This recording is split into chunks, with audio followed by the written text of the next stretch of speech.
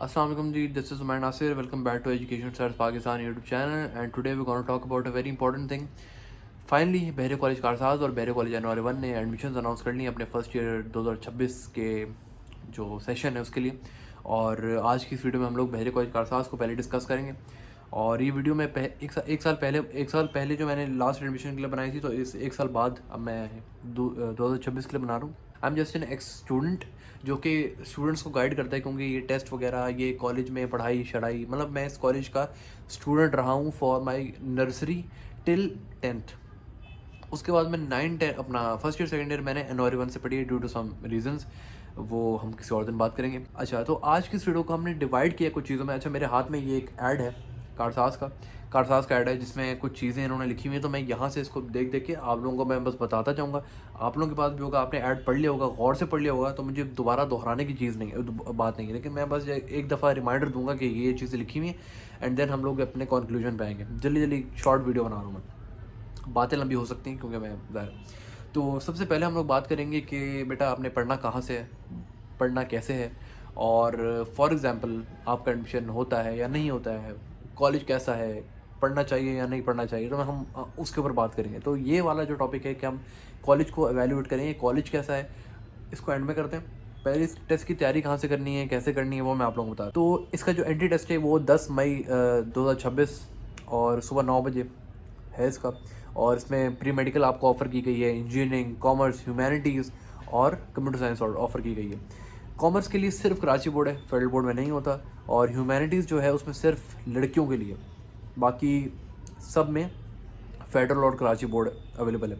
Eligibility बड़ी important, 65% आपको चाहिए होगी और 70% आपको चाहिए अगर आप ओ लेवल से आ रहे हो। और 65% है जनवरी 1 में, आई गेस 70% है। हम लोग उसके बारे में किसी और वीडियो में बात करेंगे, अगर आप, क्योंकि बहुत सारे ऐसे बच्चे हैं जो दोनों कॉलेज में अप्लाई कर रहे होते हैं। तो है कि फॉर एग्जाम्पल किसी बच्चे ने पहले एक साल पहले का पास किया हुआ 9 और 10 किसी गैप ईयर के साथ की है, तो उसको एडमिशन नहीं देंगे। बट आई रिक्वेस्ट एवरीवन कि अप्लाई करके देख लो, क्या पता एडमिशन मिल जाए। लेकिन ज़ाहिर है इंटरव्यू में आप पकड़े जाओगे, क्योंकि इंटरव्यू में जब आपके पास और उनके पास इंटरव्यूअर के पास आपकी पूरी फाइल होती है, तो उसमें वो देख लेगा कि बेटा इसका आपने अपना 9-10 जो है ना वो गैप के साथ आपने पढ़नी है, तो वो थोड़ा सा पकड़ा जाता है इंसान। उसके बाद रजिस्ट्रेशन, इसकी वही नॉर्मल रजिस्ट्रेशन फॉर्म आपको फेसबुक पेज पे मिल जाएगा। 20 अप्रैल से आज अवेलेबल हो गया होगा, मैंने अब तक देखा नहीं।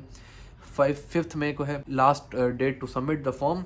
और आपने 1000 रुपये की जो है वो एक पे ऑर्डर सा एक जमा कराना होता है, आपने फॉर्म फिल करना है 1000 रुपये फीस के साथ, आपने 2 फोटोग्राफ लगानी है और वो अपने बर्सर ऑफिस में वर्किंग आवर्स में देना है। ये एक सिंपल सा प्रोसेस है जो हर कॉलेज में होता है। मैं सिर्फ एक रिमाइंडर दे रहा हूँ, पढ़ तो आप लोगों ने सबने लिया होगा कि किसी बच्चे की परसेंटेज जो है ना वो 10 में कम आ जाए 65 से।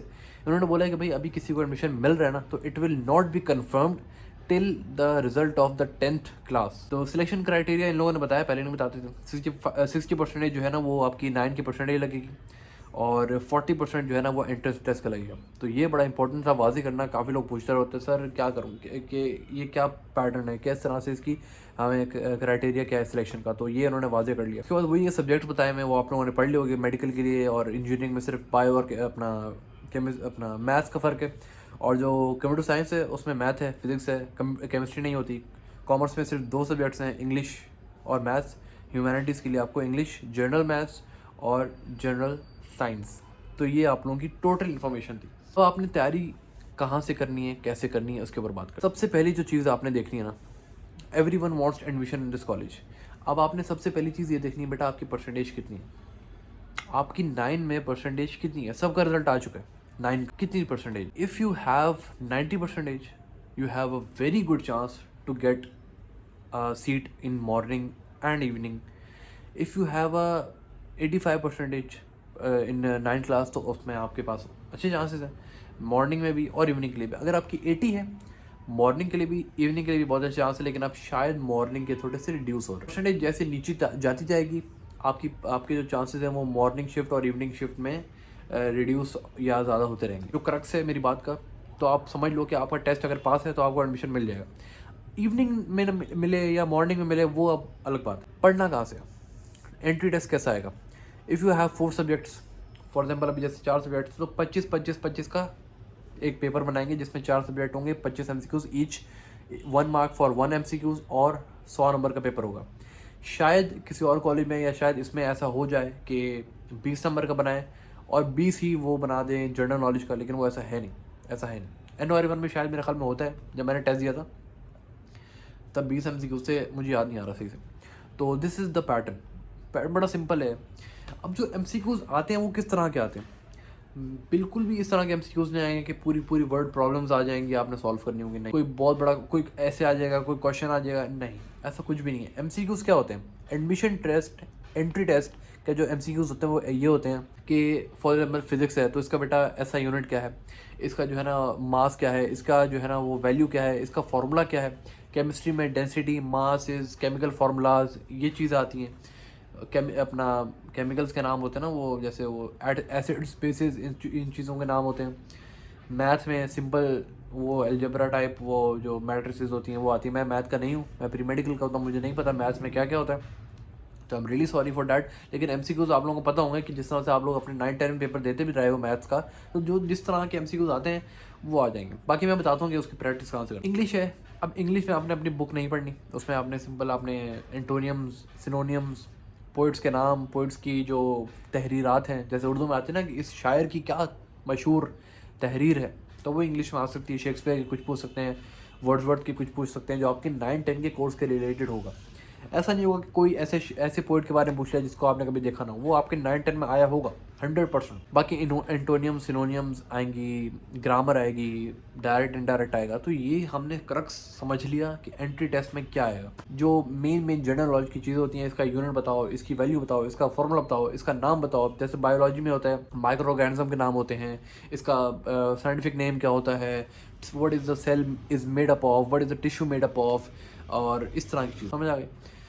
पढ़ना कहाँ से है, सबसे इम्पोर्टेंट सवाल का सबसे इम्पोर्टेंट जवाब है, और सिंपल वन लाइन है कि बेटा आपने अपने 9-10 के जो कोर्स है, अब वो कुछ भी नहीं है ना, आपने फेडरल बोर्ड से, मतलब आपने फेडरल बोर्ड से पढ़ा है, आपने सिंध बोर्ड से पढ़ा है, आपने जहाँ से भी पढ़ा है, आपने बस अपने कोर्स को रिवाइज करना है।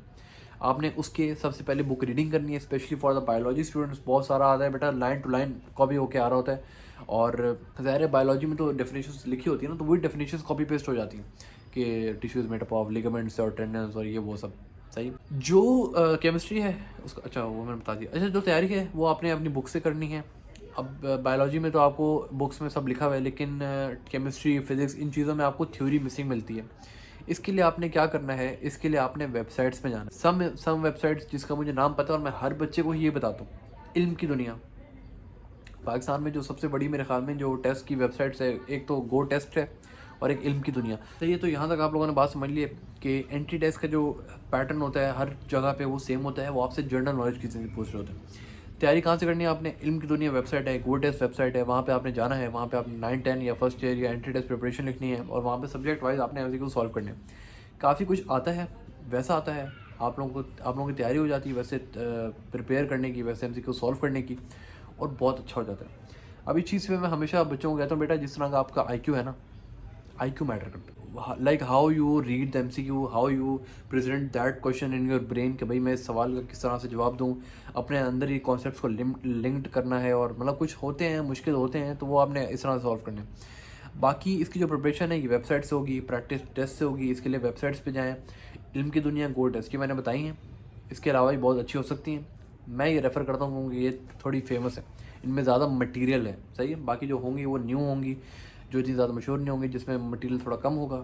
तो ये सीन है। आखिरी चीज़ है वो ये है कि is it worth it to study in this college? कारसाज की हमेशा पोजीशन आती है। आपने किसी भी कॉलेज को जज करना है कि बेटा ये कॉलेज अच्छा है, ये कॉलेज इसमें मुझे एडमिशन लेना चाहिए, तो हर बंदा यही देखता है यार मेरा रिज़ल्ट अच्छा आ जाए, मुझे और क्या चाहिए।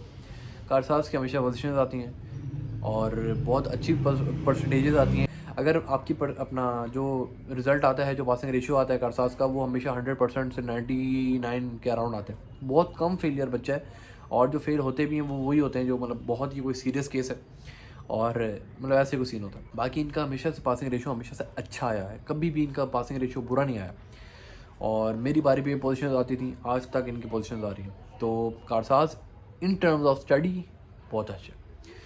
दूसरी चीज़ कि यहाँ पे फैसिलिटीज़ अच्छी हैं या इन्वायरमेंट अच्छा है? बेटा बहुत अच्छा है, इन्वायरमेंट बहुत अच्छा है, फैसिलिटीज़ बहुत अच्छी हैं, ग्राउंड्स बहुत बड़े बड़े हैं, एक्स्ट्रा करिकुलर एक्टिविटीज़ बहुत होती हैं, हर महीने ही कोई ना कोई फंक्शन हो रहा होता है, और wish you all the best for your board exams अभी चल रहे हैं, और अपना ख्याल रखना। अगर वीडियो देख ली है तो सब्सक्राइब कर लेना यार, बड़ी इंपॉर्टेंट वीडियोज़ हैं, आगे भी आती रहेंगी। मैं साइकोलॉजिकल टेस्ट की बनाऊँगा, मैं इंटरव्यू के लिए बनाऊँगा। बहुत सा ख्याल रखना है, सही है। बाकी बातें कमेंट्स में और व्हाट्सएप पे होंगे। ओके बाय, अल्लाह हाफिज़।